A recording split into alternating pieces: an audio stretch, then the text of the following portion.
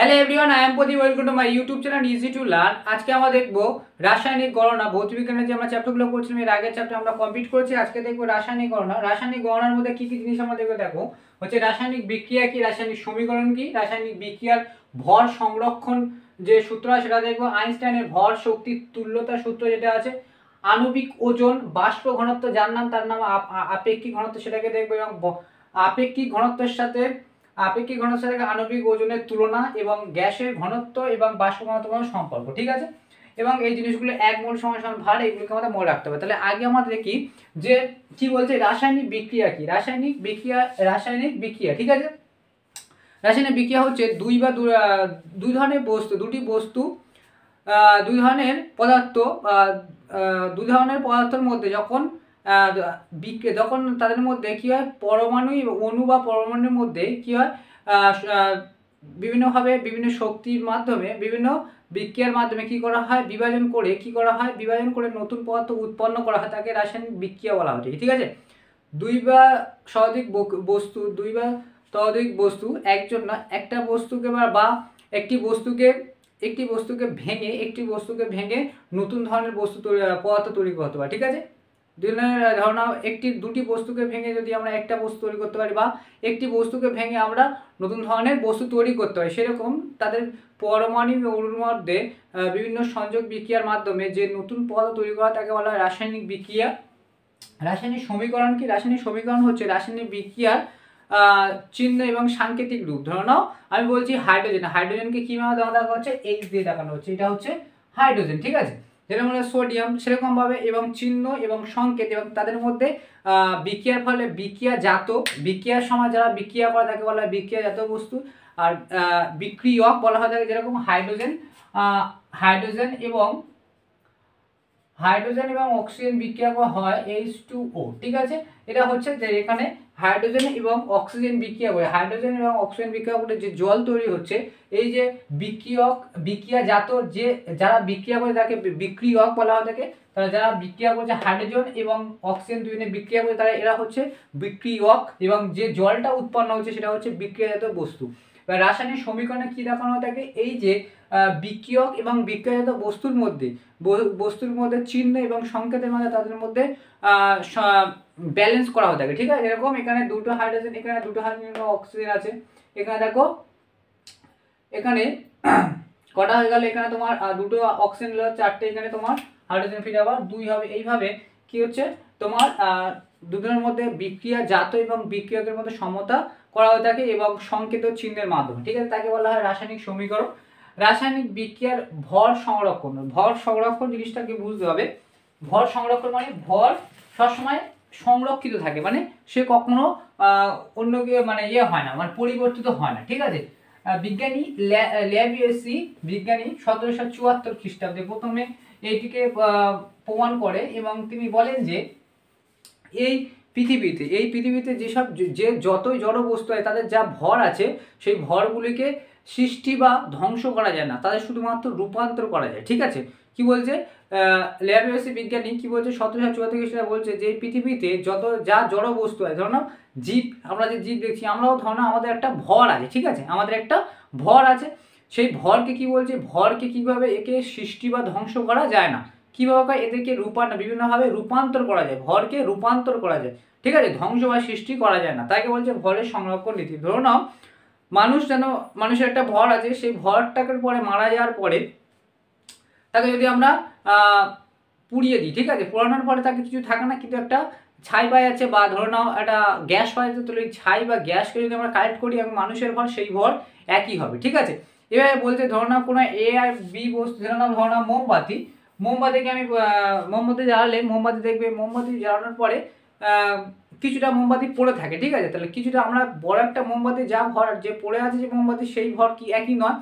আপাতত দেখলে মনে হয় যে সেই ভরটা কি হয়েছে, তার ভর নষ্ট হয়ে গেছে, ভর ধ্বংস হয়ে গেছে, কিন্তু অ্যাকচুয়ালি নয়, সেই ভরটা কি হয়েছে, গ্যাসে রূপান্তর হয়ে গেছে। ভরটা কি হয়েছে, তোমার ওই যে মোম ছিল সেটা কার্বন ডাই অক্সাইড এবং অক্সিজেনের সাথে বিক্রিয়া করে সেটা আবার বাষ্প হয়ে গেছে। যদি আমরা ওই গ্যাসটাকে ধরতে পারতাম, গ্যাসটাকে যদি আমরা কালেক্ট করি, যে কার্বন ডাই অক্সাইড যে গ্যাস তৈরি হয়েছে, অক্সিজেন এবং কার্বনের যে বিক্রিয়াতে কার্বন ডাই অক্সাইড গ্যাস তৈরি হয়েছে বা জলীয় বাষ্প পাচ্ছি, যেগুলো মানে সেইগুলো বিক্রিয়ার মাধ্যমে সেটাকে ধরলে এবং যেটা মোমটা পড়ে আছে তাদের যোগফল এবং মোমবাতিটা জ্বালানোর আগে যে ভর ছিল তাদের ভর সমান হবে। ঠিক আছে, এটাকে বলতে আছে ল্যাবরেটরি বিজ্ঞানী প্রথম বলে যে এই পৃথিবীতে যা জড় বস্তু আছে তাকে কোনোদিন যা জড় বস্তু তাদের ভর কখনো ধ্বংস বা সৃষ্টি করা যায় না, এটাকে বলা হচ্ছে ভরের সংরক্ষণ।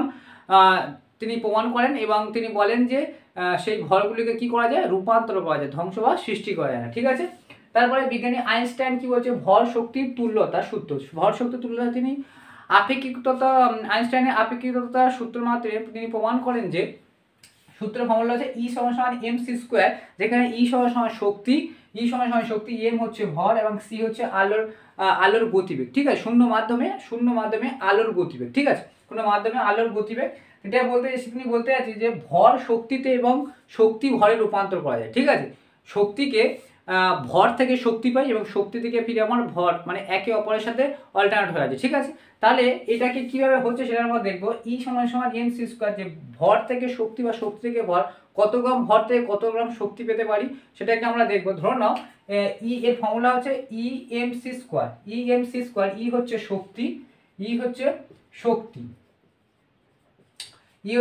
এম হচ্ছে ভর, এটা হচ্ছে যেটা গ্রামে দেওয়া আছে, ভরকে গ্রামে প্রকাশ করা হচ্ছে। ঠিক আছে, গ্রামে, যেন কিলোগ্রামে না, গ্রামে দেওয়া আছে। ঠিক আছে, ভর কিসে করা হচ্ছে, গ্রামে প্রকাশ করা হচ্ছে। আর সি হচ্ছে দিকে হচ্ছে শূন্য মাধ্যমে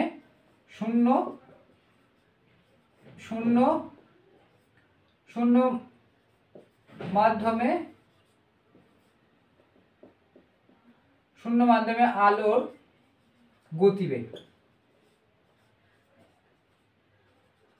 এটা কত হয়ে থাকে, 3 × 10⁻10 সেমি পার সেকেন্ড হয়ে থাকে। ঠিক আছে, এর মানটা হয়ে থাকে, সি এর মানটা কত, শূন্য মাধ্যমে আলোর গতিবেগ কত হয়, 3 × 10⁻10 সেমি পার সেকেন্ডে এত যায়। ঠিক আছে, তাহলে এটা হচ্ছে এটা। আর ই এর একক আমরা কি জানি, ক্যালোরি। তাহলে ঠিক আছে, এটা হচ্ছে ক্যালোরি, আমরা ক্যালোরি দিয়ে করবো। ঠিক আছে, এবার দেখো আমরা দেখবো যে আমরা এখানে বলেছে যে শক্তি ভর থেকে শক্তি পাওয়া যায় এবং শক্তি থেকে ভর পাওয়া যায়। আইনস্টাইনের আপেক্ষিকতা সূত্রের মাধ্যমে এটাই প্রমাণ করেছে যে ভর থেকে আমরা কি পাই, শক্তি পাই। ঠিক আছে, কোনো জিনিসের যদি একটা ভর থাকে সেই ভর থেকে আমরা কি পাই, শক্তি, বা শক্তি থেকে আমরা ফিরে আবার ভর পাই। এটাই দিয়ে বলতে চাই। তাহলে এটা কীভাবে আছে, যদি আমরা এই সূত্রটা দেখি, ধরে নিলাম আমরা 1 গ্রাম, কি বলছে, আমরা 1 ক্যালোরি ধরি আমরা 1 ক্যালোরি শক্তি পেতে চাই। ঠিক আছে, শক্তি পেতে চাই, 1 ক্যালোরি শক্তি পেতে, তাহলে কত গ্রাম ভরকে আমাদের দরকার। তাহলে 1 গ্রাম, মানে ভর থেকে আমরা শক্তি পাচ্ছি বা শক্তি থেকে ভর পাচ্ছি। এখানে বলতে চাই যে যদি আমরা 1 ক্যালোরি শক্তি পেতে চাই তাহলে কত গ্রাম ভরের আমাদের দরকার, কত গ্রাম ভর থেকে 1 ক্যালোরি শক্তি পাবো। ঠিক আছে, তাহলে 1 ক্যালোরি, তাহলে আমরা জানি ই সমান এম স্কোয়ার। তাহলে আমরা কি বার করছি, এই ফর্মুলাটা হচ্ছে ই সমান এম সি স্কোয়ার। আমরা বার করছি কি, কত গ্রাম ভরের দরকার। ঠিক আছে, আমরা এমটা বার করছি, তাহলে এমটাকে রেখে কি করব, ই সমান ই বাই সি, এই সিটা নিচে চলে আসবে। তাই ঠিক আছে, ই নিচে চলে আসবে, তাহলে ই বাই সি স্কোয়ার হবে। ঠিক আছে, এটা হচ্ছে আমরা কত গ্রাম ভর পাবো সেটা আমরা দেখবো। ঠিক আছে, তাহলে আমরা কি বার করছি, ভর বার করছি। তাহলে ই এর মান কত, 1 ক্যালোরি, আমরা ধরেছি 1 ক্যালোরি শক্তি পেতে চাইছি। আর সি এর মান কত, সি এর মান হচ্ছে 3 × 10⁻10 সেমি পার সেকেন্ড, এর কি হবে, স্কোয়ার। ঠিক আছে, যেহেতু সি এর স্কোয়ার তাহলে এটা স্কোয়ার হবে। ঠিক আছে, তাহলে 1 ক্যালোরি সমান আমরা কত, যদি আর কে প্রকাশ করি, তাহলে আমরা যদি আর কে প্রকাশ করি, 1 ক্যালোরি সমান তোমার 4.18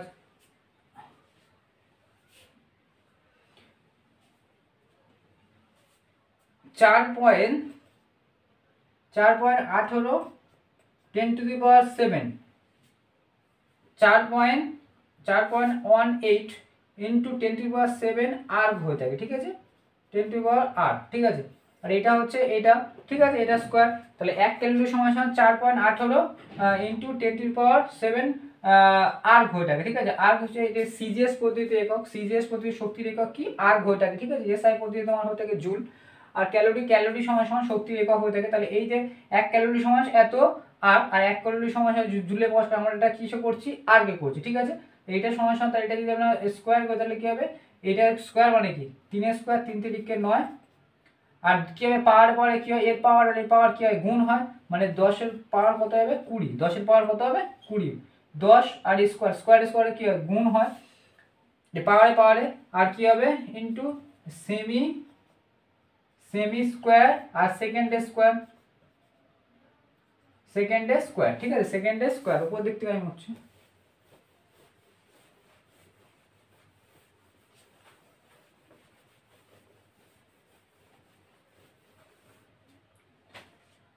তাহলে আমরা কি পাচ্ছি দেখো, 4 ইন্টু 18 ইন্টু 10⁻7, 10⁻7, তাহলে এই জিনিসটাকে আমরা এই 10টাকে আমরা উপরে নিয়ে যাই, ঠিক আছে, 10টাকে যদি আমরা উপরে নিয়ে যাই তাহলে কত পাচ্ছি দেখো, ধরো না এটাকে উপরে না নিয়ে এখানে যদি আমরা কাটাকুটি করি তাহলে উপরে 7 আর এখানে 10টা, তাহলে কি হবে কেটে গেলে কত থাকবে, 7 মানে হচ্ছে 7 মানে হচ্ছে 13টা থাকবে, ঠিক আছে, 13 এই 10টা কেটে যাবে, তাহলে কি পাচ্ছি দেখো, এত আর থাকছে, আর এপারে 9 ইন্টু 10⁻13,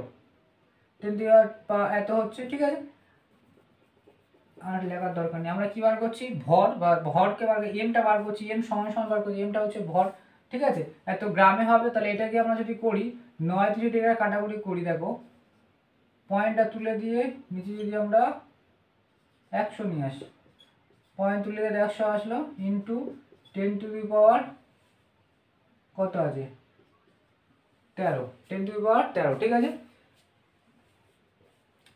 এবার 9 দিয়ে যদি এটা কাটা যায় কত, 9 দিয়ে ভাগ করলে কত, 9 4 লং 36, 5 লং 50, 4 দিয়ে 4 লং 36, 36, সেটা হচ্ছে তোমার 4 5 আর 8, 5 আর 8, তারপর হচ্ছে তোমার 5 লং 45, 6 লং 54, 6 লং 54.0, দোকানে 18,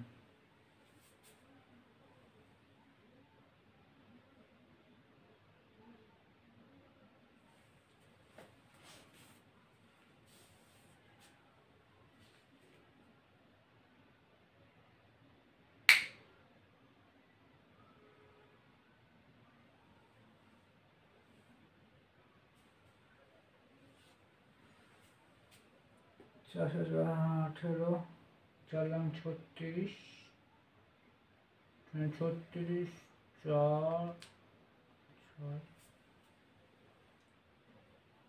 5 8, 4 লং 6 লং 54, 6 লং 54, এটা বিয়োগ করলে 4 লাগবে, তাই তো, 4 লাগছে, পয়েন্ট তাহলে 0, ফিরে আবার কত হচ্ছে, ফিরে আবার বললো হচ্ছে তোমার ফিরে 4 লং 36, 4 ফিরে 0, 4 ছাড়াও, ঠিক আছে, সেটা ভাগ করলে কত হচ্ছে 46 পয়েন্ট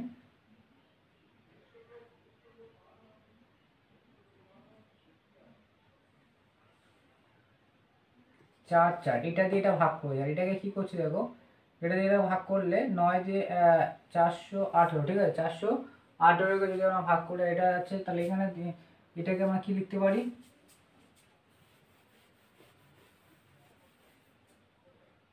100কে আমরা লিখতে পারি 100 স্কোয়ার আর 10⁻13, ঠিক আছে, তাহলে কি হচ্ছে 46.44 বাই 10, 13 আর 2 15, 10⁻15, 10⁻15 হচ্ছে, যদি উপরে তুলি 46.44 গুণিতক 10⁻−15, ঠিক আছে, 10⁻−15, তাহলে ভালো করে দেখো, তাহলে এত গ্রাম কি হবে, এত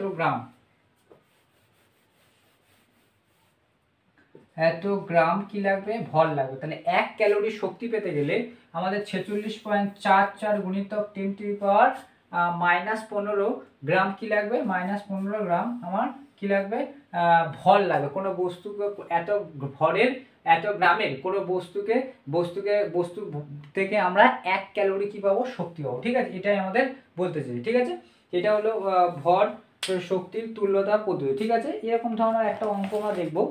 দেখো তোমাদের স্ক্রিনের মধ্যে দেখতে পাবে।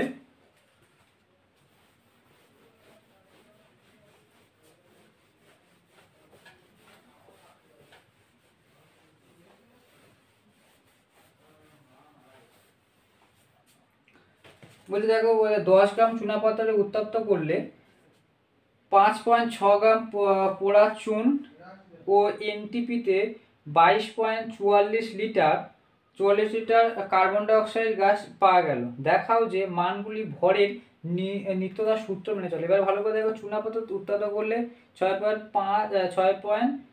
5.6 গ্রাম পোড়া চুন, তার পোড়া চুন পাওয়া যায় এবং 2.24 লিটার 2.24 লিটার কি পাওয়া যায়, কার্বন ডাই অক্সাইড গ্যাস পাওয়া যায়, কার্বন ডাই গ্যাস পাওয়া যায়। ঠিক আছে, এর আগে আমি একটু জিনিস একটা বলে দিই। একটা হচ্ছে কোনো কিছুর আণবিক ভর। ঠিক আছে, একটু আগে আমি বলেছিলাম যে আমি দেখিয়েছিলাম যে এক মোল সমান সমান কি হয়, এক মোল সমান সমান ভার বাই অনুভার হয়ে থাকে, ভার বাই অনুভার। অনুভারটা কি সেটা আমরা দেখব। এক মোল সমান সমান আয়তন গুণিতক 22.4 লিটার, এটা হয়। আর এক মোল সমান সমান 6.022 গুণিতক 10⁻23 এত সংখ্যা অণু বা পরমাণু, যেটাকে অ্যাভোগাড্রো সংখ্যা বলা হয় যাবে। ঠিক আছে, এক মোল সমান সমান এতগুলো, এক মোলের মধ্যে এতগুলো সংখ্যক অণু বা পরমাণু থাকবে। ঠিক আছে, কোনো গ্যাসের এতগুলো থাকবে। এবার ভালো করে দেখবে, এক মোল সমান সমান 22.4 লিটার। ঠিক আছে, এটা হচ্ছে আয়তনের ক্ষেত্রে, লিটারটা কিসে ব্যবহার করতে হয়, আয়তনের ক্ষেত্রে। আর এটা হচ্ছে অনুভার। ধরো না, আমি দেখলাম অনুভার মানে হচ্ছে কোন, ধরো কার্বন ডাই অক্সাইড। ঠিক আছে, কার্বন ডাই অক্সাইডে এর অনুভর মানে এর ভর কত। ঠিক আছে, ভর মানে হচ্ছে আমরা দেখেছিলাম কার্বনের পরমাণু ক্রমাঙ্ক আমরা দেখেছিলাম, পরমাণু ক্রমাঙ্ক থাকে আর মাথায় থাকে ভর সংখ্যা, নিচে থাকে পরমাণু ক্রমাঙ্ক, উপরে থাকে এরকম থাকে না, দেখবে নিচে থাকে 6 আর এরকম 12 ছিল না, নিচেরটা হচ্ছে পরমাণু ক্রমাঙ্ক। পরমাণু ক্রমাঙ্ক থেকে আমরা কি পাই, কোনো মৌলের মধ্যে কতগুলো পরমাণু আছে সেটা আমরা জানতে পারি। যতগুলো পরমাণু থাকে ততগুলো কি থাকে, ততগুলো ইলেকট্রন থাকে, ততগুলো কি থাকে, ততগুলো আমাদের ততগুলো তোমার ইলেকট্রন থাকে, যতগুলো প্রোটন থাকে ততগুলো ইলেকট্রন থাকে। এবং ভর এবং পরমাণু ক্রমাঙ্কের ডিফারেন্সটা হচ্ছে নিউটন সংখ্যা। ঠিক আছে, প্রায় 6-এর ডবল হয়ে থাকে, প্রায় 6-এর ডবল কি অনুভার হয়ে থাকে। এখানে দেখো, এখানে বলে যে কার্বনের অনুভার মানে কার্বনের ভার কত, 12 বলে দিয়েছে। ঠিক আছে, এবার 12 বলেছে, এবার অক্সিজেনের ভার কত বলে দিয়েছে, অঙ্কের মধ্যে 16 বলে দিয়েছে, তোমরা দেখবে। তাহলে এবার দেখো, এখানে কার্বন কটা আছে, একটা, তাহলে এর ভর কত বলেছে, এর ভর বলেছে 12। ঠিক আছে, যোগ অক্সিজেন দুটো আছে, তাহলে একটা অক্সিজেনের ভর হচ্ছে 16, তা দুটোর কত, এটাকে আমরা যোগ করবো। এটা হচ্ছে কার্বন ডাই অক্সাইডে একটা অণু, এটা হচ্ছে একটা অণু, যেখানে কার্বন ডাই অক্সাইড গ্যাসের দুটো মৌল নিয়ে কার্বন ডাই অক্সাইড গ্যাস তৈরি হচ্ছে, একটা হচ্ছে কার্বন আর একটা হচ্ছে অক্সিজেন, দুটো মৌল। এইটা কার্বন একটা পরমাণু এবং অক্সিজেনের দুটো পরমাণু নিয়ে কার্বন ডাই অক্সাইড গ্যাস তৈরি হয়েছে। তাহলে এই কার্বনের ভর সংখ্যা 12, কার্বনের ভর হচ্ছে 12 এবং অক্সিজেনের ভর যদি 16 হয়, দুটো যদি অক্সিজেন থাকে তাহলে 2 হবে, তাহলে 12 16 দুগুণে 32 মানে হচ্ছে 4 আর তোমার হচ্ছে 44 গ্রাম। ঠিক আছে, 44 কি হয় গ্রাম, মানে এটা হচ্ছে অনুভার। কার্বন ডাই অক্সাইড এক অণু কার্বন ডাই অক্সাইডের অনুভার কত হচ্ছে 44 গ্রাম। আবার এই 44 গ্রাম সমান সমান কত হয়ে থাকে, 22.4 লিটার বা 44 মানে এই কার্বন ডাই অক্সাইডের যদি বলিস এক মোল কার্বন ডাই অক্সাইডের আয়তন, মানে বলতে চাইছি কার্বন ডাই অক্সাইডের আয়তন কত। ঠিক আছে, মানে আয়তন মানে এই যে এক অণু কার্বন ডাই অক্সাইডের আয়তন কত, তাহলে বলা হবে 22.4, এরকম এই লিটারে আমাদের কনভার্ট করতে হবে। ঠিক আছে, তাহলে এটাকে মনে রাখবে 44 গ্রাম সমান সমান 22.4 লিটার। ঠিক আছে, এত আয়তনে এত গ্রাম মানে এত কার্বন ডাই অক্সাইডের আয়তন এটা। ঠিক আছে, 22.4 লিটার হচ্ছে আয়তন, এই আয়তনের মতন এত গ্রাম কি থাকে, এত গ্রাম তোমার অণু থাকে, ঠিক আছে, অণু বা পরমাণু থাকে, ঠিক আছে, অণু বা এত গ্রাম পরমাণু বা অণু থাকে। এটাকে ভালো করবে এই জায়গাটা 22.4 লিটার, এটা হচ্ছে আয়তন। আয়তনে এত আয়তনে 44 গ্রাম কার্বন ডাই অক্সাইডের অণু থাকে, ঠিক আছে। সেরকম যদি কার্বন ডাই অক্সাইডের সাথে যদি জল বলে, তা জলের ক্ষেত্রে যদি জলের ফর্মুলা হচ্ছে H2O, ঠিক আছে, H2O।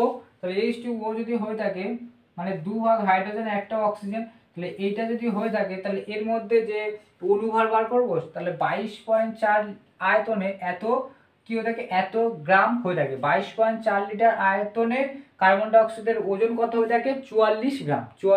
22.4 লিটার আয়তনে কার্বন ডাই অক্সাইডের ওজন কত, 44 গ্রাম। সেরকম যদি জলের বলে, তা জল কি হবে, হাইড্রোজেনের 1 হয়ে থাকে, 2টো হলে 2, আর এটা হচ্ছে 16, তাহলে কত 16 18, ঠিক আছে, এটা হচ্ছে 18, তাহলে 18 গ্রাম, ঠিক আছে, 18 গ্রাম। তাহলে 22.4 লিটার আয়তনে জলের ওজন কত হয়ে থাকে, 18 গ্রাম। 22.4 লিটার জলের ওজন কত হয়ে থাকে, 22.4 লিটার জলের আয়তন কত হয়, 22.4 লিটার জলের ওজন হয় কত, 18 গ্রাম, ঠিক আছে। এই গ্রামের সাথে লিটারের সম্পর্কটা মনে রাখবে, এইটাও কিন্তু অঙ্কের কাজে লাগবে, ঠিক আছে। যেটা আমি যে জিনিসগুলো বলছি, এই মোলের যে 3টে ফর্মুলা তোমরা মনে রাখবে, এবং এই যে লিটারের সাথে আয়তনের গ্রামের যে সম্পর্ক সেটাকে মনে রাখবে, অঙ্কের মধ্যে কাজে লাগবে। মানে 22.4 লিটার মধ্যে কার্বন ডাই অক্সাইডের ওজন কত, 44 গ্রাম, ঠিক আছে। এরকম ধরনের অঙ্ক আসবে, ঠিক আছে।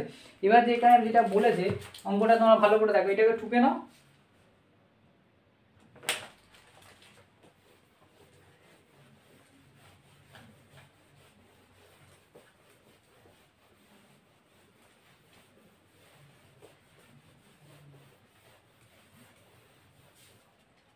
এবার যে অঙ্কটা বলেছে 10 গ্রাম চুনাপাথর। এবার চুনাপাথরের সংকেতগুলো অবশ্যই মনে রাখবে। চুনাপাথরের সংকেত হচ্ছে calcium oxide, CaCO3, calcium oxide, ঠিক আছে, ক্যালসিয়াম কার্বক্সাইড, ক্যালসিয়াম, ঠিক আছে, CaCO3।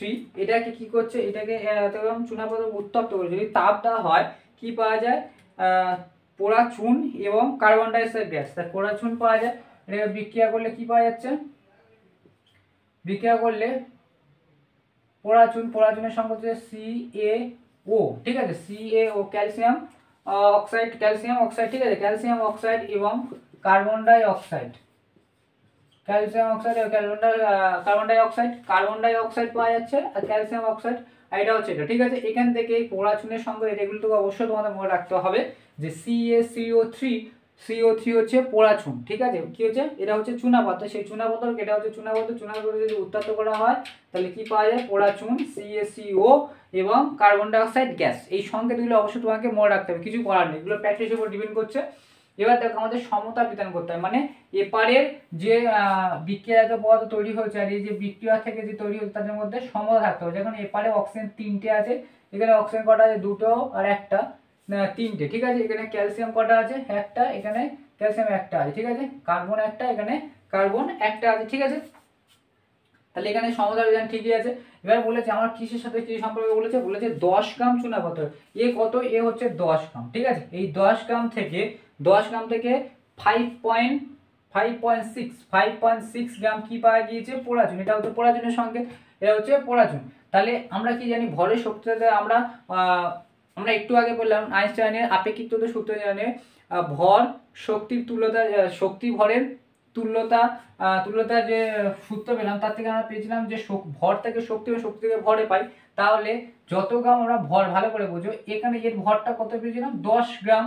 তাহলে এই যে 10 গ্রাম থেকে এই যে নতুন যে মৌলটা তৈরি হবে তাদের ওজন সমান হবে কি হবে না, তাহলে যদি 10 হয় তাহলে এর হওয়া উচিত কত, দেখো আছে 5 পয়েন্ট আছে, তাহলে এটা হবে 4.4 গ্রাম, এটা হওয়া উচিত। তাহলে দুটো যোগ করলে তবে তো 10 হবে, এটা দুজনে যোগ করলে তবে তো এই গ্রামটা হবে। মানে আমরা কি বলছি, যা বিক্রিয়ক আর বিক্রিয়াজাত দ্রব্যদের মধ্যে ভর সমান থাকে, ঠিক আছে। ভর মানে যেটা আমরা একটু আগে বললাম আয়তন শক্তি অনুযায়ী, তাহলে গ্রাম এটা থাকবে ভরের, তাহলে এই 10 গ্রাম সমান এটা হওয়া উচিত। কিন্তু এটা বলেছে 5.6 গ্রাম, কিন্তু তোমার এখানে বলেছে যে কার্বন ডাইঅক্সাইড গ্যাসটা পাওয়া গেছে সেটা লিটারে দিয়েছে, সেটা লিটারে দিয়েছে। তাহলে এই যে আমরা কি কোনটা বার করবো, আগে 4.4 গ্রামটাকে বার করবো, তারপরে আমরা লিটারের সাথে সম্পর্ক বানাবো, ঠিক আছে। লিটারের সঙ্গে সম্পর্ক বানাবো। তাহলে এখানে দেখো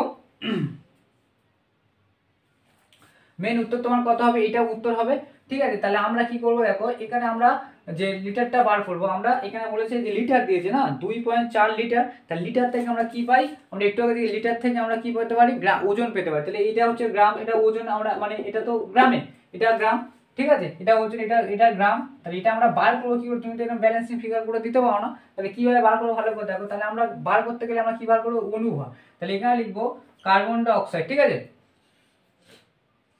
কার্বন ডাই অক্সাইডের অনুভর হয়, অনুভর কত একটু দেখলাম যে কার্বনের হচ্ছে ভর সংখ্যা হচ্ছে 12, এখানে তো অঙ্কের মতো দিয়ে দিয়েছে, কার্বনের 12 বলেছে, তাহলে 12 যোগ অক্সিজেন এখানে দিয়েছে 16, তাহলে এখানে 16 গুণিতক 2 হবে, কারণ যেহেতু দুটো আছে। তাহলে এটাকে আমরা করলে কত পেয়েছিলাম, 44 গ্রাম পেয়েছিলাম, তাহলে 44 গ্রাম পেয়েছিলাম, ঠিক আছে, 44 গ্রাম। আর যে আমরা কার্বন ডাইঅক্সাইড গ্যাসটা পেয়েছি সেটা হচ্ছে 2.24 লিটার। আর আমরা কি জানি 22.4 লিটার, 4 লিটার কার্বন ডাইঅক্সাইডের ওজন হয় 44 গ্রাম। তাহলে আমরা যে এই এটা পেলাম, কার্বন ডাইঅক্সাইড যে গ্যাসটা পেয়েছি, ভালো করে বোঝো, যে কার্বন ডাইঅক্সাইড যে গ্যাসটা পেয়েছি, এই যে এই লিটারের সাথে সম্পর্ক আছে, তো যেহেতু বইয়ের মধ্যে লিটার দেয়, লিটারের সাথে সম্পর্ক, তাহলে আমরা কি করব, যে 22.4 লিটার কার্বন ডাই অক্সাইড এর ওজন হয় 44 গ্রাম, এটা আমি একটু আগে বলেছি, ঠিক আছে। তাহলে আমরা কি বার করছি, 1 লিটার আমরা বার করব কি, যে 22.4 লিটার কার্বন ডাইঅক্সাইড গ্যাসের ওজন কত, তাহলে 1 লিটার কার্বন ডাইঅক্সাইড গ্যাসের ওজন কত হবে, 44/22.4 গ্রাম। আর আমাদের অঙ্কের মধ্যে বলেছে 2.24 লিটার বেরিয়েছে। এখানে যদি বলে দিত 4.4 গ্রাম বেরিয়েছে, তাহলে তো আর প্রশ্নই থাকতো না, ঠিক আছে। আমার এখানে বলেছে লিটারে, বলে যে কার্বন ডাইঅক্সাইড যে গ্যাসটা পাকে সেটা লিটারে বলেছে, লিটারে বললে আমার সেটাকে আমার গ্রামে নিয়ে আসতে হবে, যেহেতু এখানে এটা গ্রামে আছে না, তাহলে এটাকে আমরা গ্রামের কথা, তাহলে 2.24 লিটার এর জন্য কত হবে, তাহলে 44 গুণিতক 2.24/22.4, ঠিক আছে, 22.4। তাহলে এর জন্য 100 আর এর জন্য 10 পয়েন্টের জন্য, এটাও কত হচ্ছে, এটা কেটে যাচ্ছে 2 পয়েন্ট, কত ছিল 2 পয়েন্ট, হ্যাঁ 2.4। তা এটা যদি কাটা যায় 10, এটা তাহলে হচ্ছে 44 বাই কত 10, আর 44/10 হয় 4.4 কি হয় গ্রাম, 4.4 গ্রাম। দেখো আমরা যেটাকে ব্যালেন্সিং ফিগার করে বার করেছিলাম, এটা হয়েছে। তাহলে দেখো 4.4 গ্রাম হচ্ছে, আমাকে মেন বার করতে হবে এটা আমি তোমাদের এখানে যেটাকে ব্যালেন্স করে দেখিয়েছি, এটা মেন ব্যাপার হচ্ছে যে এটা হওয়া উচিত। তো সেটাকে কিভাবে বার করলাম, এইভাবে বার করলাম, তোমরা জানো এইভাবে বসিয়ে দিলাম, ঠিক আছে। তাহলে আমাদের এখানে লিখতে হবে, উপর টুকে নাও,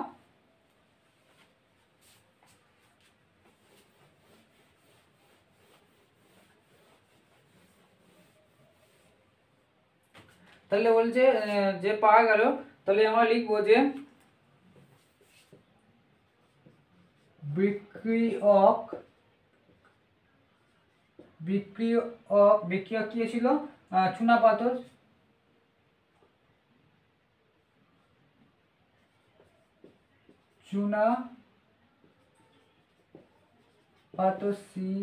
CaCO3 এর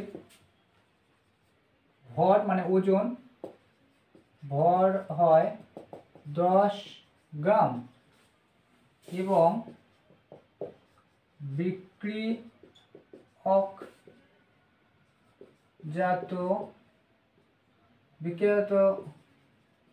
বস্তু দুটির ভরের ওজন হয়, এটা ছিল ও আর এটা ছিল তোমার কার্বন ডাইঅক্সাইড, কত ছিল 5.6, আর এটা বার করছি কত 4.4, তাহলে সমান সমান 10। ঠিক আছে, বিক্রিয়ক গ্রাম সমান সমান, এটা সমান দেবে। ঠিক আছে, সমান সমান বিক্রিয়ক যত বস্তুর ভরের ওজন হয়। ঠিক আছে, মানে বিক্রিয়ক চুনাপাথর থেকে আমরা যে তাপ দিলাম, তা থেকে যে বিক্রিয়ক বস্তু দিতে পাওয়া যায়, যে ক্যালসিয়াম অক্সাইড এবং কার্বন ডাই অক্সাইড, সেগুলোকে তার যোগফল সমান। ঠিক আছে, এটা আমাদের যে আইনস্টাইনের ভর শক্তির যে ফর্মুলা ছিল সেটা থেকে আমরা পেলাম। ঠিক আছে, এবার আমরা দেখবো অনুভর। ঠিক আছে,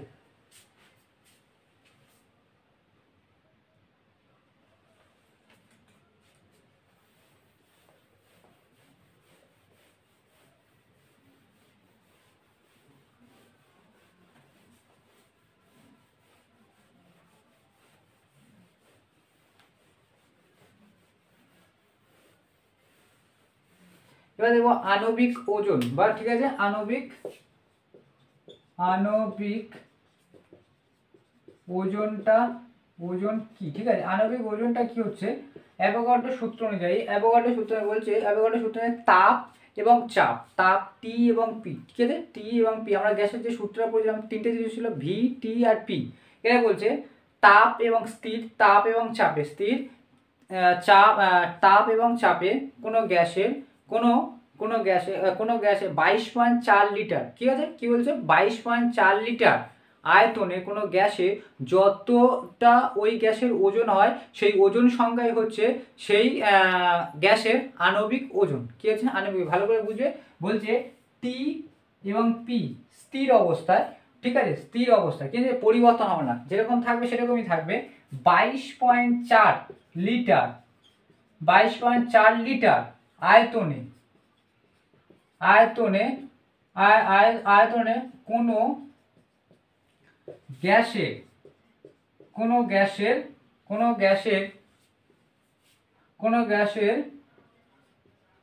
আণবিক ওজন হয়, মানে কোনো গ্যাসের, ওই গ্যাসের মধ্যে যতগুলি আণবিক ইয়ে থাকে তোমার গ্যাসের পদার্থের ওজন যত গ্রাম হয়। ঠিক আছে, মানে ওই গ্যাসের মধ্যে, কোনো গ্যাসের মধ্যে 22 এত লিটার আয়তনে কোনো গ্যাসের, ঠিক আছে, কোনো গ্যাসের টি হয়ে যাবে, কোনো গ্যাসের 22 মানে এত আয়তনে কোনো 22.4 লিটার আয়তনে কোনো গ্যাসের ওজন যতটা হয়। ঠিক আছে, ওজন যত হয়, ওই ওজন সংখ্যা হলো তার আণবিক ওজন। একটু আগে আমরা দেখেছিলাম যে আণবিক ওজন এবং এই 22.4 লিটার সমান হয়ে থাকে। ঠিক আছে, তাহলে 22.4 লিটারের মধ্যে আমরা যেরকম করেছিলাম যে কার্বন ডাই অক্সাইডের আণবিক ওজন কত, আণবিক ওজন একটু আগে বার করেছিলাম 44 গ্রাম, 44 গ্রাম। তাহলে এই যে 44 গ্রামটা হলো না, এই 44 গ্রামটা এই 22.4 লিটার, একটু আমরা দেখি 22.4 লিটার আয়তনে, মানে 22.4 লিটার কোনো আয়তনে কোনো একটা কার্বন ডাইঅক্সাইড গ্যাস আছে। ঠিক আছে, সেই গ্যাসের আয়তন কত, সেই যে কার্বন ডাইঅক্সাইড যে গ্যাসটা আছে তার আয়তন হচ্ছে 22.4 লিটার। ঠিক আছে, 22.4 লিটার। সেই 22.4 লিটার যে আয়তনটা আছে সেই গ্যাসের, মানে সেই গ্যাসের, মানে এখানে কার্বন ডাইঅক্সাইডের গ্যাসের ওজন কত, ওজন হচ্ছে 44 গ্রাম, ওজন হচ্ছে 44। এই 44 গ্রামকে কার্বন ডাইঅক্সাইড গ্যাস, এখানে যেহেতু কার্বন ডাইঅক্সাইড গ্যাস বলছে, কার্বন ডাইঅক্সাইড গ্যাসের কি হচ্ছে আণবিক ওজন। সেম ভাবে যদি আমরা ধরি জল H2O, H2 হচ্ছে এর ওজন হচ্ছে কত, হাইড্রোজেন হচ্ছে 1 করে, তাহলে 1 গুণিতক 2 যোগ অক্সিজেনের 16, তাহলে হচ্ছে কত 2 + 16 হচ্ছে 18। তাহলে ধরে নাও 18 গ্রাম। ঠিক আছে, এই 18 গ্রাম জল, এই 18 গ্রাম জল, মানে এটা হচ্ছে ওজন, 18 গ্রামটা ওজন। তাহলে এই ওজনটা কত আয়তন এর, মানে এই জলটার আয়তন কত, সেই জলটার আয়তন হচ্ছে 22.4 লিটার। তাই জন্য এখানে বলেছে স্থির তাপ এবং চাপে, স্থির তাপ এবং চাপে কোনো গ্যাসের 22.4 লিটার আয়তনে, 22 পয়েন্ট এখানে লিখবে কোনো গ্যাসের কোনো গ্যাসের 22.4 লিটার আয়তনের যতটা ওজন হয়, 22.4 লিটার গ্যাসের যতটা ওজন হয়, গ্যাসের যতটা ওজন হচ্ছে সেই ওজনটাই হচ্ছে, সেটাই হচ্ছে আণবিক, সেই গ্যাসের আণবিক ওজন। যেরকম আমি এখানে বললাম যে কার্বন ডাই অক্সাইডের এই যে আণবিক ওজন, এই কার্বন ডাই অক্সাইড যে গ্যাস একটা অণু হচ্ছে, এর ওজন হচ্ছে 44 গ্রাম। তো এই 44 গ্রাম যে ওজন পেলাম, এই যে 44 গ্রাম যে গ্যাসটা আমরা কার্বন ডাই অক্সাইড গ্যাস, এর আয়তন কত? এর আয়তন হচ্ছে 22.4 লিটার। সেটাকে ঘুরিয়ে যদি বলি, যে এখানে যদি আমরা ঘুরিয়ে বলি যে 22.4 লিটার এই কার্বন ডাই অক্সাইডের গ্যাসের আয়তন, এই যে কার্বন ডাই অক্সাইড এই গ্যাসটা কত আয়তন নিয়ে আছে? 22.4 লিটার এই গ্যাসটা আছে, এর আয়তন মানে এই পুরো জায়গাটা আয়তন মানে পুরো জায়গাটা। তাহলে এই যে আয়তন হয়ে থাকে, তাহলে এর তোমার ওজন কত? এর যে ওজন কত, আয়তন আর ওজন ব্যাপারটা আলাদা, ঠিক আছে? তাহলে আয়তনটা তোমার গ্যাস কি হতে থাকে, যেরকম তুমি যতটা পাত্রের মতো রাখবে সেরকম থাকবে। তাহলে 22.4 হচ্ছে, ঠিক আছে? 22.4 লিটার আয়তন হতে হবে, ঠিক আছে? 22.4 লিটারের মধ্যে যত গ্রাম, যত ওই 22.4 লিটার ওই গ্যাসের যত ওজন হবে, ওই গ্যাসটা যে ওজন হবে সেটাই হচ্ছে তার আণবিক ওজন, ঠিক আছে? যেরকম আমরা জলের ক্ষেত্রে বললাম, ঠিক আছে? এটা হচ্ছে আণবিক ওজন গেল। এবং আণবিক ওজন কিভাবে বেরোয় বলেছো, যে পরমাণু থেকে এক একটা পরমাণু যোগ করে করে দেখুন, এখানে কার্বন আছে, কার্বন ডাই অক্সাইড যেভাবে বার করলাম, ঠিক আছে? এটা হচ্ছে আণবিক ওজন গেল, ঠিক আছে? এবার আমরা দেখবো বাষ্প ঘনত্ব। কি হচ্ছে বাষ্প ঘনত্ব বা আপেক্ষিক আণবিক ওজন? আপেক্ষিক আণবিক ওজন মানে বলতে আছে, আপেক্ষিক মানে কারোর সাথে কারোর তুলনা, ঠিক আছে? কারোর সাথে কারোর তুলনা করা হচ্ছে। যে যদি বলি যে ও ভালো ছেলে, তাহলে ও ভালো হচ্ছে কারোর তুলনায় ভালো না, কারোর সাপেক্ষে ভালো, সেটাকে বলা হচ্ছে আপেক্ষিক। এখানে বাষ্প ঘনত্ব বলছে, বাষ্প ঘনত্ব, ঠিক আছে? বাষ্প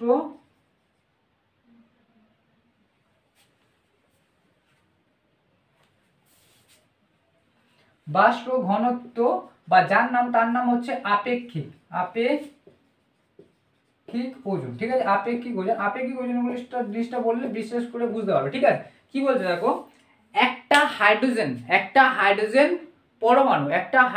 পরমাণুর তুলনায়, কোনো গ্যাসের একটি অণুর, ভালো করে বুঝবে, অণু আর পরমাণু বলছে একটা হাইড্রোজেন পরমাণুর তুলনায় কোনো গ্যাসের একটি অণু যত গুণ ভারী, সেটাকে বলা হচ্ছে সেই গ্যাসের কি হচ্ছে, সেই গ্যাসের আপেক্ষিক ওজন। ধরো নাও, আমি বললাম যে অক্সিজেনের ধরলাম,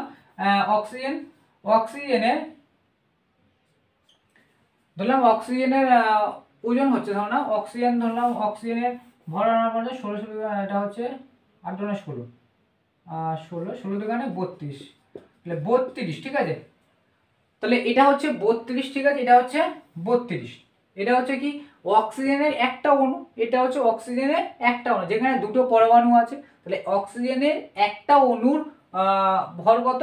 32 গ্রাম। 32 গ্রাম। এই 32 গ্রাম কার সাথে তুলনা করা হচ্ছে? একটা হাইড্রোজেনের পরমাণুর সাথে। তো একটা হাইড্রোজেনের পরমাণুর ওজন কত হচ্ছে? 1 গ্রাম। তাহলে 1 গ্রাম, তাহলে এ কত হবে? তাহলে 32/1। তাহলে এই যে অক্সিজেনের আপেক্ষিক আণবিক ওজন কত? আপেক্ষিক আণবিক ওজন বা বাষ্প ঘনত্ব কত? আর অক্সিজেনের যদি বলি বাষ্প ঘনত্ব কত, তাহলে বলতে হবে কি হবে? 32 আপেক্ষিক ঘনত্ব কত? 32, ঠিক আছে? আর এটা কিন্তু কোনো একক হয় না, ঠিক আছে? যেহেতু মানে সংখ্যায় বিচার আছে, এর তুলনায় কত, তাহলে এর কোনো একক হয় না। আপেক্ষিক বা যার নাম আপেক্ষিক ওজন, তার নাম হচ্ছে বাষ্প ঘনত্ব।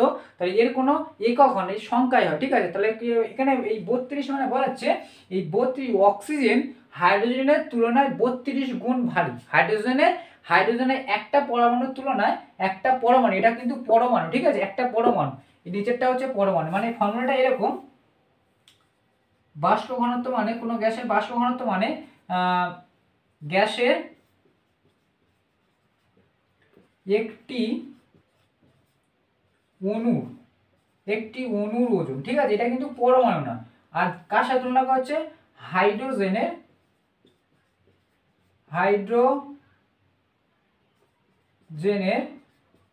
হাইড্রোজেনের একটি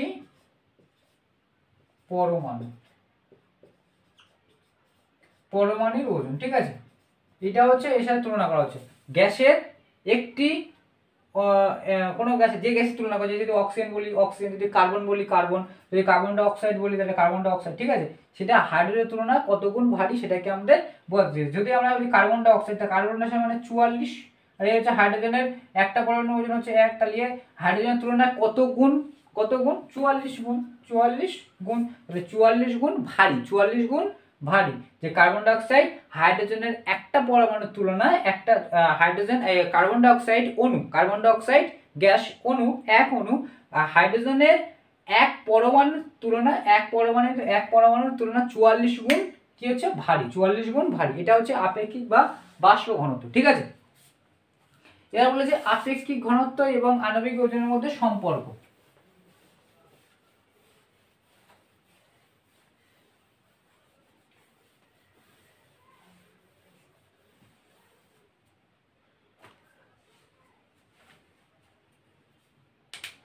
তাহলে আমরা দেখলাম যে কোনো কিছু আপেক্ষিক ওজন মানে কি হচ্ছে আপেক্ষিক ওজন, আণবিক ওজন, ঠিক আছে। আণবিক ওজন যেটা আমরা পেলাম, কোনো গ্যাসের আণবিক ওজন, কোনো গ্যাসে এটাকে মনে হবে কোনো গ্যাসের আণবিক ওজন সমান সমান, কোনো গ্যাসের আণবিক ওজন সমান সমান ওই গ্যাসের একটি অণুর ওজন বাই একটি হাইড্রোজেন পরমাণুর ওজন, এটাকে মনে রাখবে, ঠিক আছে। কোনো গ্যাসের আণবিক ওজন সমান কথা হচ্ছে কোনো গ্যাসের আণবিক ওজন ওজন হচ্ছে ওই গ্যাসের একটি অণুর ওজন আর একটি হাইড্রোজেনের মানে ওটাকে হাইড্রোজেন দিয়ে ভাগ করতে, একটি হাইড্রোজেনের ওজন, তাই একটি হাইড্রোজেন পরমাণুর ওজন। তাহলে আণবিক ওজন মানে কি আমরা জানি, আণবিক ওজন সবসময় যদি আমরা বলি অক্সিজেন, তাহলে অক্সিজেনের সমান কি হয়, অক্সিজেনের এখানে 16 থাকে, 16 দুগুণে 32, 16 দুগুণে 32, তাহলে অক্সিজেনের একটা অণু কিন্তু, ঠিক আছে, যেখানে দুটো ও আছে, দুটো নিয়ে একটা অক্সিজেন অণু হয়েছে। অক্সিজেন মানে আমরা O2 কে বোঝাই, ঠিক আছে, শুধুমাত্র ও কে আমরা অক্সিজেন বোঝাই না, O2 হচ্ছে অক্সিজেন। তাহলে ওই O2 হচ্ছে কি অণু, O2 হচ্ছে অক্সিজেনের একটা অণু, এই অণুটা মানে আণবিক ওজন দিয়ে 32, হাইড্রোজেনের একটা পরমাণুর ওজন সবসময় কি হয়, একই হয়। তাহলে যার যেটা আণবিক ওজন সেটাই হচ্ছে, তাহলে এই ফর্মুলাটা এটা, ঠিক আছে। মানে যেহেতু কোনো কিছু যদি আমরা 1 দিয়ে ভাগ করি সেই একই হবে না, আমার সেই জিনিসটাই হবে না। যদি 32 কারো যদি 44 হলো তো 40কে 1 দিয়ে ভাগ করে সেই 44 হবে। কারো যদি আমরা 30 পাই আণবিক ওজন, তাহলে 1 দিয়ে ভাগ করে সেটাই হয় না, তাহলে সেই জিনিসটা তো থাকছে না। তাহলে আণবিক ওজন মানে আমরা বলতে আছি কোনো গ্যাসের, একটু আগে আমরা আণবিক ওজন কি করে বার করেছি, সেই যে যে যে যৌগটা তৈরি, যে বিভিন্ন ধরনের মৌল যে তৈরি হচ্ছে সেই মৌলগুলোর পরমাণুর ভর সংখ্যা নিয়ে যোগ করে আমরা সেই উৎপন্ন মৌলের আণবিক ভর আমরা বা আণবিক ওজন বা ভর আমরা পেয়েছি, ঠিক আছে, আণবিক ওজন বা ভর আমরা পেয়েছি। তাহলে এই ফর্মুলাটা তো আমরা রাখতে হবে, কোনো গ্যাসের আণবিক ওজন মানে ওই গ্যাসের একটি ওজন, একটি কি কেন হচ্ছে ওই গ্যাসের একটি অণুর ওজন, মানে যদি আমরা অক্সিজেন ধরি তাহলে একটা ওজন 32 সেটাই হবে, আর বাই একটি হাইড্রোজেন পরমাণুর ওজন, আর একটি হাইড্রোজেন পরমাণুর ওজন মানে সে সবসময় একই হয়, হাইড্রোজেনের একটা পরমাণুর ওজন সবসময় এক। আর কোনো কিছু যদি আমরা 1 দিয়ে ভাগ করি সেই একই পাই না, কিন্তু ফর্মুলাটা এটা তোমার মনে রাখতে হবে। এটা হচ্ছে কোনো গ্যাসের আণবিক ওজন সমান এটা, কোনো গ্যাসের আণবিক ওজনকে আমরা ধরে নিলাম m ধরলাম, ঠিক আছে, এটাকে মনে রাখবে, এটাকে তোমরা টুকে রাখো। এবার দেখো আমরা এটাকে আমরা কি হবে, যে আমাদের বলেছে না যে আণবিক ওজনের এবং বাষ্প ঘনত্বের মধ্যে সম্পর্ক, ঠিক আছে।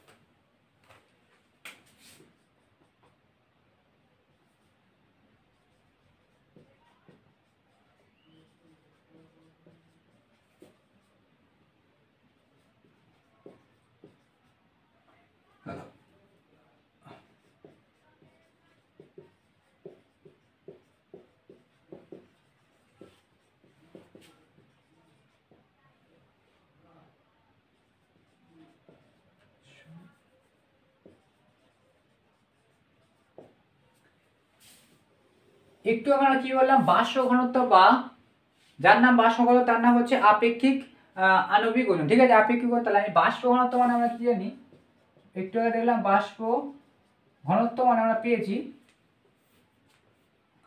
বাষ্প ঘনত্ব মানে পেলাম যে ধরলাম কোনো গ্যাসের একটা হাইড্রোজেন গ্যাসের তুলনায়, মানে হাইড্রোজেন ধরলাম কোনো গ্যাসের আয়তন ধরলাম হাইড্রোজেন গ্যাসের তুলনায় কতটা ভাই। ঠিক আছে, ধরলাম ভি আয়তনে কোনো গ্যাস, ঠিক আছে, কোনো গ্যাস, ভি আয়তনের কোনো গ্যাস বাই ভি আয়তনের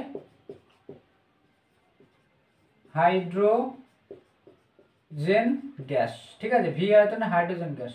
তাহলে আপেক্ষিক মানে কি, হাইড্রোজেনের সাথে তুলনা করা হয়। ঠিক আছে, এটা হচ্ছে আপেক্ষিক। ঠিক আছে, বাষ্প ঘনত্ব মানে আপেক্ষিক। আপেক্ষিক মানে আমি বলেছি কারোর সাথে তুলনা করা। কার সাথে তুলনা করা হচ্ছে, হাইড্রোজেন গ্যাসের সাথে তুলনা করা হচ্ছে। ঠিক আছে, তাহলে বাষ্প ঘনত্ব আমরা এখানে কি বলেছি, ভি আয়তনে। তাহলে আমরা যদি ভি আয়তনে হাইড্রোজেন গ্যাসের আয়তন, ভি আয়তনে হাইড্রোজেন গ্যাসের আয়তন আর ভি আয়তনে কোনো গ্যাসের আয়তন। ঠিক আছে, কোনো গ্যাসের, যে যদি অক্সিজেন বলি অক্সিজেন, যদি নাইট্রোজেন বলি নাইট্রোজেন, সেটার ক্ষেত্রে কোনো গ্যাস সেটা হবে, কিন্তু এটার ক্ষেত্রে হাইড্রোজেন হবে। ঠিক আছে, তাহলে ভি আয়তনে হাইড্রোজেন গ্যাসের ঠিক আছে, হাইড্রোজেন গ্যাস, ভি আয়তনে হাইড্রোজেন গ্যাস আর ভি আয়তনে কি হচ্ছে, কোনো গ্যাস। ঠিক আছে, কোনো গ্যাস। এবার আয়তন বলেছে, তাহলে আয়তনকে আমরা কি করতে পারি, আয়তন মানে হচ্ছে কোনো কিছুর আয়তন কি করে পাই, সেটা হচ্ছে ধরো নাও এন সংখ্যক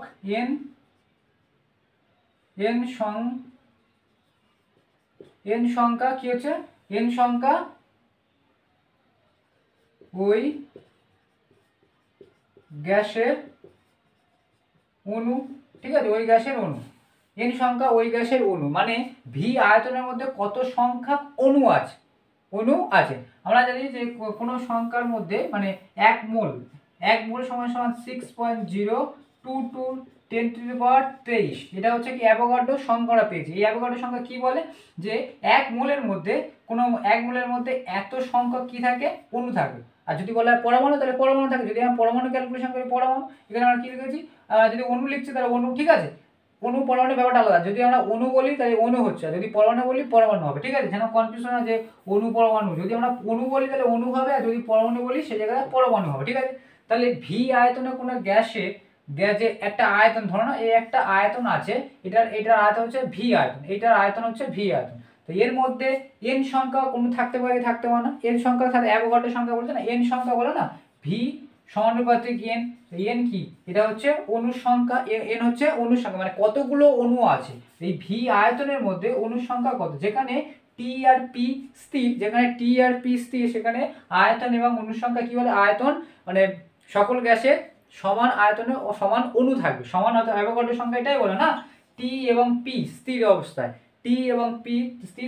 সকল গ্যাসের ক্ষেত্রে ভি আয়তনের মধ্যে এন সংখ্যা কি থাকে, ভি আয়তনের মধ্যে এন সংখ্যক তোমার অণু থাকে। মানে এ ভি সমানুপাতিক, ভি যদি বাড়ে এনও বাড়বে, আয়তন যদি বাড়ায় এন সংখ্যা বাড়বে, ভি যদি কমায় এনও কমবে। তো সেটাই বলেছে। তাহলে আয়তন আর অণু, তাহলে আয়তন মানে কি, অত এন সংখ্যক কি আছে, কোনো ওই গ্যাসের অণু আছে। যদি আমি অক্সিজেন ধরি অক্সিজেন, কিন্তু এর ক্ষেত্রে কি হবে, এর ক্ষেত্রে এন সংখ্যা হাইড্রোজেন আছে। আমরা হাইড্রোজেন সাথে বলছি হাইড্রোজেন অণু। ঠিক আছে, এন সংখ্যা হাইড্রোজেন। তাহলে এটাকে আমরা কি করতে পারি, এন গুণিতক, ভালো করে এন গুণিতক একটি ওই গ্যাসের অণু। ভালো করে বুঝবে এই জায়গাটা, কি করছে দেখো, এন গুণিতক একটি হাইড্রোজেনের অণু। ঠিক আছে, একটি হাইড্রোজেন, ভালো করে বুঝবে। ধরো নাও আমি কোনো একটা এক্সাম্পল দিলাম, ধরো নাও এই একটা আয়তন আছে, এর মধ্যে 32টি অণু আছে। এই একটা আয়তনের মধ্যে একটা গ্যাস আছে, সেই গ্যাসের আয়তনের মধ্যে 32টি অণু আছে। তাহলে 32টি অণু আছে, তাহলে 32কে আমি এইভাবে লিখতে পারি না, 32কে 32 গুণিতক একটি, 32 গুণিতক একটি অণু। ভালো করে বুঝে, 32 গুণিতক একটি অণু, মানে সেই 32 আর 1 গুণ করলে সেই 32ই হয় না, 32 আর 1 গুণ করলে সেই 32 হয়। তাহলে আমরা বলছি এন সংখ্যক আছে, তাহলে এন গুণিতক একটি গ্যাসের অণু আমরা বলতেই পারি কি পারি না। ঠিক আছে, বুঝতে পেরেছো। তাহলে এটাকে দেখো, এর মধ্যে n সংখ্যক আছে, n সংখ্যক, যেহেতু অ্যাভোগাড্রো বলে যে ভি আয়তনের মধ্যে সকল সংখ্যার মধ্যে সকল মানে ভি আয়তনের মধ্যে সমান সংখ্যক অণু থাকবে, সমান সংখ্যা, তাহলে এর সমান সংখ্যক অণু আছে কি নেই, আছে, তাহলে এর এন কেটে যাবে কি যাবে না, যাবে। এবার দেখো এটা আমরা কি করছি, বাষ্প ঘনত্ব, ঠিক আছে, বাষ্প ঘনত্বকে আমি এখানে ডি ধরছি, কি হচ্ছে ডি করছি, এটা সমান সমান দেখো, এটা সমান সমান এটা হচ্ছে, ঠিক আছে, তাহলে ডি হচ্ছে। এবার যখন ডি হচ্ছে, এবার একটি গ্যাসের অণু, একটি গ্যাসের অণু, এখানে আছে একটি হাইড্রোজেনের অণু, একটি হাইড্রোজেন, আমরা জানি হাইড্রোজেনের একটি অণু মানে H2 হয়ে থাকে, H2, হাইড্রোজেনের অণু মানে H2, ঠিক আছে। তাহলে ভালো করে বোঝা, আমি উপর লিখছি একটি গ্যাসের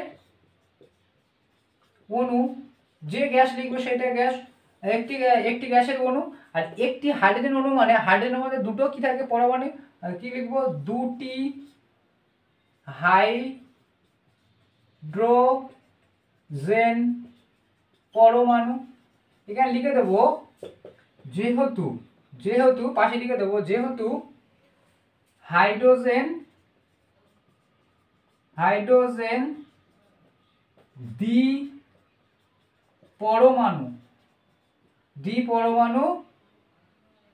পরমাণু একটি অণু, ঠিক আছে, এটাকে লিখে দেবে যে দুটো হাইড্রোজেন নিয়ে একটা হাইড্রোজেন অণু হয়, ঠিক আছে, এরকম অক্সিজেন, দুটো অক্সিজেন পরমাণু নিয়ে একটা অক্সিজেন অণু হয়, ঠিক আছে, তাহলে এখানে একটা দুটি হাইড্রোজেন পরমাণু, তাহলে এটা আমরা কি করতে, ডি সমান সমান, ভালো করে দেখো, তাহলে এই যদি আমি এরকম লিখি, উপরে যদি কিছু নেই মানে আমি লিখতে পারি 1/2 এটুকু সাইড লিখে এরকম লিখতে পারি, যেহেতু নিচে আছে নিচে গুণ হবে তো না, এই গুণ, তাহলে এবার লিখতে পারি যে একটি গ্যাসের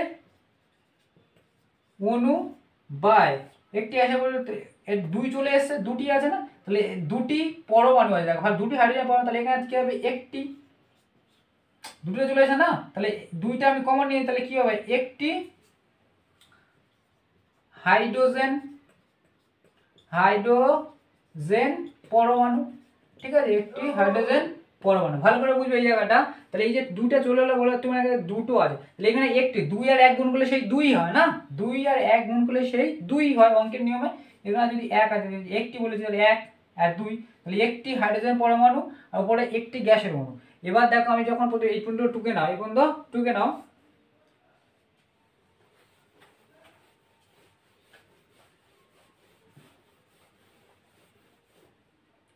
তাহলে এটা আমরা বাষ্প ঘনত্ব ডি কে ইন্ডিকেট দিয়েছে, ডি সমান সমান, এবার দেখো এটা হাফ আছে, তাহলে হাফ বাই, এবার ভালো করে বুঝো, আমরা একটু আগে বলেছিলাম যে একটি গ্যাসের অণু বাই একটি হাইড্রোজেন পরমাণু, সেটা হয়ে থাকে কি হয়ে থাকে, আণবিক ওজন, কোনো গ্যাসের আণবিক ওজন হয়ে থাকে, কোনো গ্যাসের আণবিক ওজন লিখবো, গ্যাসের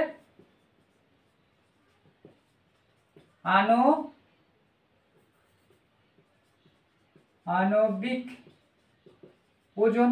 একটু আগে আমি বলেছি যে আণবিক ওজন সমান সমান এটা বা এটা কেন হয় আমরা বলে দিয়েছি যে এটা কি, একটি হাইড্রোজেনের পরমাণু সমান সমান 1 হয়ে থাকে, কোনো কিছু আণবিক ওজন মানে অণু মানে যা 1 দিয়ে ভাগ করলে সেটাই বেরো না, সেই ফর্মুলা যেটাকে আমরা বলতে পারি। তাহলে এর বদলে আমরা কি লিখতে পারি, গ্যাসের আণবিক ওজন, এর বদলে আমরা লিখতে পারি কি পারি না, লিখতে পারি, এটা হচ্ছে বাষ্প ঘনত্ব, এটা সমান সমান, এই দুটো যদি আমি এর সাথে গুণ করি, দুটো এরপরে আছে, তাহলে এরপরে আসলে কি হবে, 2D সমান সমান, আর গ্যাসের আণবিক ওজন, গ্যাসের আণবিক ওজন, এই ফর্মুলা এটাকে সম্পর্ক, এটাই হচ্ছে সম্পর্ক, ঠিক আছে। আর গ্যাসের আণবিক ওজনকে যদি আমি এম ধরি, ধরো না গ্যাসের আণবিক ওজনকে আমি এম ধরলাম, ঠিক আছে, তাই 2D সমান সমান এম, এটা হচ্ছে গ্যাসের বাষ্প ঘনত্ব মানে আপেক্ষিক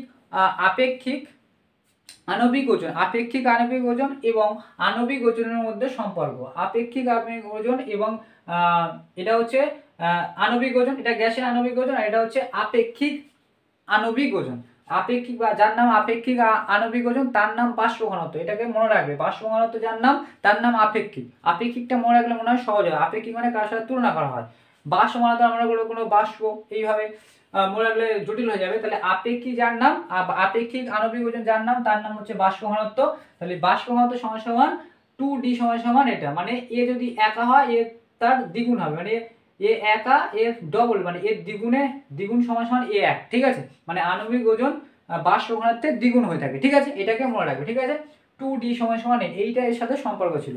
এর সাথে আরেকটা সম্পর্ক তোমার আছে যে গ্যাসের ঘনত্ব এবং বাষ্প ঘনত্বের মধ্যে সম্পর্ক, এটাকে টুকু না, এটা কিন্তু তোমাদের পরীক্ষায় যে যেটা ছিল, ঠিক আছে।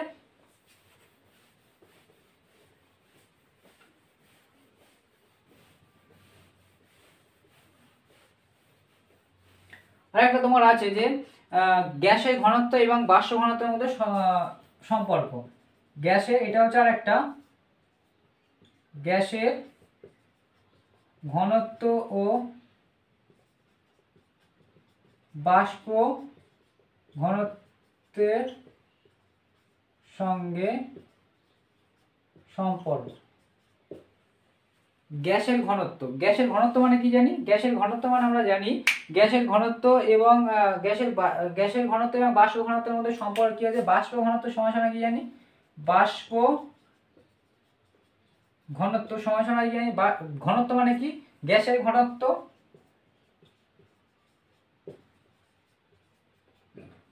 গ্যাসের ঘনত্ব, বাষ্প ঘনত্ব, গ্যাসের ঘনত্ব, আর হাইড্রোজেন গ্যাসের ঘনত্ব,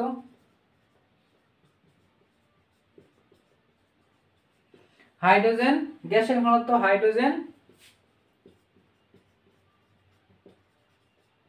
এই আপেক্ষিকটা মানে বার্ষিক মানে বাষ্প ঘনত্ব মানে কি? আপেক্ষিক, আপেক্ষিক ঘনত্ব, আপেক্ষিক ঘনত্ব, যার নাম বাষ্প ঘনত্ব তার নাম আপেক্ষিক, এটাকে লিখে রাখবে, ওয়ার্ড দিয়ে লিখে রাখবে আপেক্ষিক, আপেক্ষিক ঘনত্ব।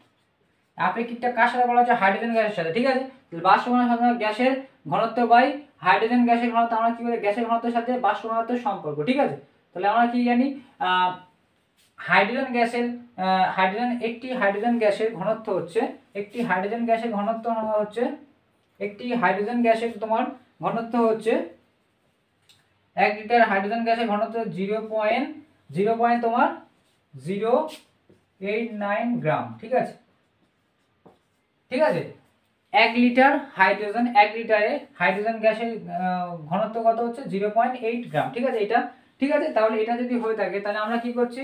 হাইড্রোজেন গ্যাসের বাষ্প ঘনত্বের মধ্যে সম্পর্ক, তাহলে জানলাম, তাহলে এটা যদি আমরা করি এর সাথে গুণ হবে, তাহলে কি হবে? এর সাথে নিচের এটা এটা যার নাম এটা সেটাই, ঠিক আছে। এটা একটা তোমার লিখতেই পারো, ঠিক আছে, গুলিয়ে ফেলো না। তাহলে এর নিচে কিছু নেই মানে এর সাথে গুণ করলে কি হবে?